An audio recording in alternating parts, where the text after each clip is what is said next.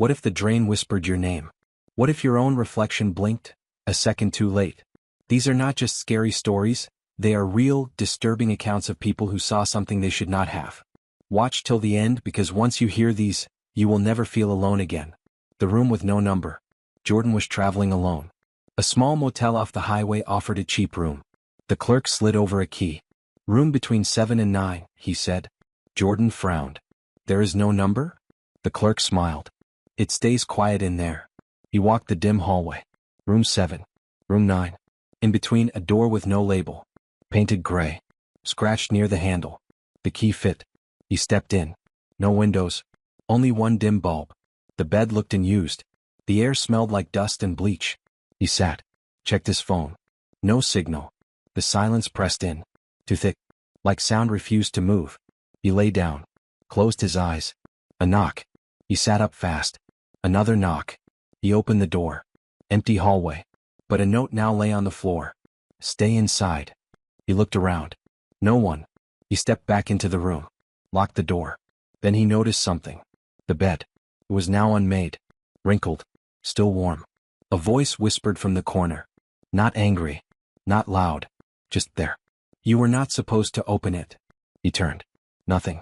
Then the light flickered. Once. Twice. And the door was gone. Just smooth wall where it had been. The shadow behind the mirror. Leah always hated that mirror. Tall. Its edges chipped, frame rusted. It hung in the hallway of her grandmother's house. She passed it every night to get to the kitchen. And every night, she avoided looking. But tonight, something felt off. Colder. Heavier. She looked. Her reflection stared back. Same clothes. Same posture. But the expression was wrong. Mouth slightly parted.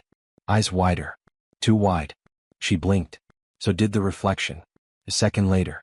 She stepped closer. The glass fogged near her breath. But only on her side. Inside the mirror. Her reflection stood still. Frozen. Then it smiled. Not her smile. Lips thin and trembling. Like it had waited too long. Behind it, a shadow moved. Tall. No face. She turned around. Nothing behind her. Look back. The shadow was closer. The reflection now mouthed something. 3 words. She leaned in. Let me out. The mirror cracked. Once. Then again. Lines spread across her face in the reflection. But her skin felt fine. Until it started to sting. She looked down. Her hands were bleeding. But only in the glass. The man in the drain. The neighborhood pool had closed for the season. Leaves floated across the green surface. Ben walked past it every day on his way home. But today, he heard something. A splash. Then silence. He stopped. Squinted through the chain-link fence. The pool was empty. So, he took a step closer. Another splash. But no ripples. Only the drain at the deep end. A rusted circle of black water. Something moved inside it. Not water. Something with fingers. He leaned in. Held his breath. Looked closer. An eye opened inside the drain. What? Too wide. Staring straight at him. Then a voice. Wet and gurgling. I saw you first. He stumbled back. Fell against the fence. The water began to rise. But it did not spread. It climbed. Like a hand made of liquid. Something pulled itself from the hole. Shoulders. Neck. Head. Its skin was wrinkled and colorless. His limbs were thin, stretched. Its mouth did not close. And as it dragged its body toward the fence, Ben realized the gate was open. Ben turned to run. His feet barely touched the ground. The wet slapping sound behind him grew louder. Closer. He sprinted across the cracked pavement. Leaves stuck to his shoes. The air smelled like mold and chlorine. He reached the sidewalk. Spun around. Nothing. No figure. No water. Only the open gate swinging slowly. Back and forth. Back and forth. He walked backward, heart racing. The street was empty. No cars. No voices. Then he heard it again. From the storm drain beneath his feet. A splash. A whisper. He looked down. Water rippled inside the grate. Just enough to see a reflection. Not his. Same wide eye. Same gaping mouth. Staring back. The voice rose again. You can leave. But I already know your scent. Ben ran. All the way home. Locked every door. But in the shower that night, a steam fogged the glass. A handprint appeared on the mirror. Dripping. Too long. Too thin. It was not his. Ben froze. The bathroom was silent except for the drip of the faucet. The handprint slowly slid down the mirror, like something had pressed from the other side. He reached out, touched the glass. Cold. Colder than it should have been. His fingers trembled. He wiped the mirror clean. His reflection stared back. But something behind him moved. A shape. Shifting in the steam. Shoulder. A hand dragging along the tiled wall. He spun around. Nothing. Shower curtain still. No footprints on the floor. But the drain. The water was not going down. It was rising. Thick. Dark. Bubbling. Ben backed away. Water spilled over the edge, snaking across the tiles. Then the voice came again. From the drain. From inside the walls. From behind the glass. You looked. You listened. Now I know the way. The lights flickered. Then died. And in the dark, a hand rose from the water. Searching. Reaching. For him. Ben scrambled for the door. His hand slipped on the wet knob. Behind him, the sound of water slapping tile grew faster. Closer. He threw the door open. Ran barefoot down the hallway dripping. The house was dark. Too quiet. He turned on every light. Every switch clicked. Nothing happened. Then he heard it. The same voice. But this time, it was not whispering. It was humming. A slow, broken tune. Like a nursery song underwater. He grabbed his phone. No signal. No Wi-Fi. He opened the front door. The street outside was gone. Just black water stretching where the road should be. Still. Shimmering. Endless. From that surface, bubbles rose. Then ahead, the thing from the drain. Only now its body was clearer. Too long. Too thin. Its limbs bent in the wrong places. Its eyes opened. Both locked on Ben. You left the gate open, it said. Then it stepped forward. Onto dry land. And the sound of dripping began again. Inside the walls. Under the floor. And behind him. Ben slammed the door shut. Turned the lock. Pushed a chair beneath the handle. But the dripping did not stop. It came from every direction. From the ceiling vents. From the sink. From inside the walls. He backed into the living room. The television flickered on. No image. Just static. Then a single frame. His house. But flooded. Black water up to the windows. And something moving just beneath the surface. He unplugged the TV. It stayed on. The voice returned. From the speakers.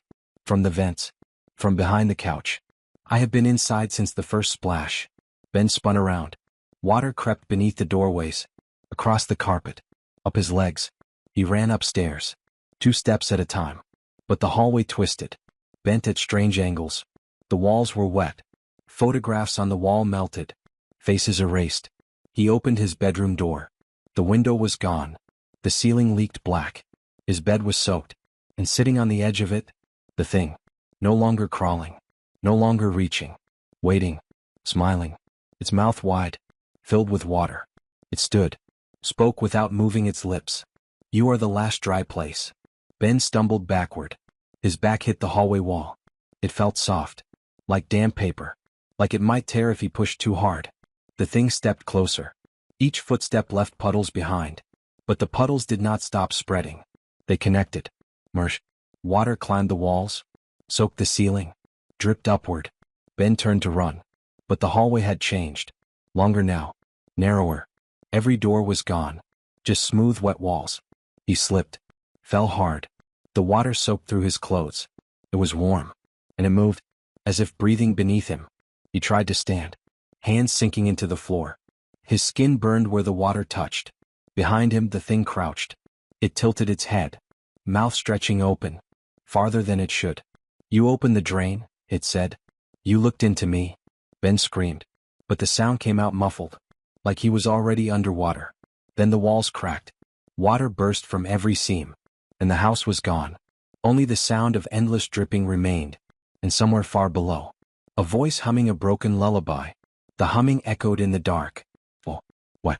Endless. Ben floated. Or fell. He could not tell. The water had no surface. No bottom. Only black. He opened his eyes. Shapes moved beneath him. Thin limbs. Slowly swimming through the dark. One passed close. It had his face. Mouth open. Eyes hollow. Another drifted by. A girl he remembered from years ago. She had vanished after summer break. Now she mouthed the same words. You opened it. Ben screamed again. No air. Just bubbles. Then, A light. Faint. Above. He kicked toward it. Fought the pull below. The weight. The hands. Fingertips brushed his ankles. Clawed. Pulled. He kicked harder. Rising. Faster. The light growing. Then. A surface. He broke through, gasping. Collapsed onto cold tiles. He was in a bathroom. His own. Steam on the mirror. Lights buzzing above. Water drained quietly. Come. Normal. He stood. Looked around. Everything was still. But on the mirror, drawn in the fog, 6 words. I am still in the pipes. Ben stared at the words on the mirror. His breath caught in his throat. They slowly faded, but the chill they left behind clung to the air. He stepped back. Listened. No humming. No dripping. Just the faint hum of electricity. Just silence. He left the bathroom. Every light in the house was on. Each room dry. Each floor solid. But something felt different. Not wrong. Not loud. Just watching. He walked to the kitchen. Poured a glass of water. His hand trembled as he brought it to his lips. Stopped. Lowered it. Set it down. And poured it down the sink. The drain gurgled. Then nothing. Ben stood there for a long time, staring at the empty glass. Then the faucet. He turned off the water supply. Every pipe. Every valve. And that night, he slept without a sound. But deep beneath the floorboards, under tile, beneath stone, water moved. Quietly. Patiently. Waiting.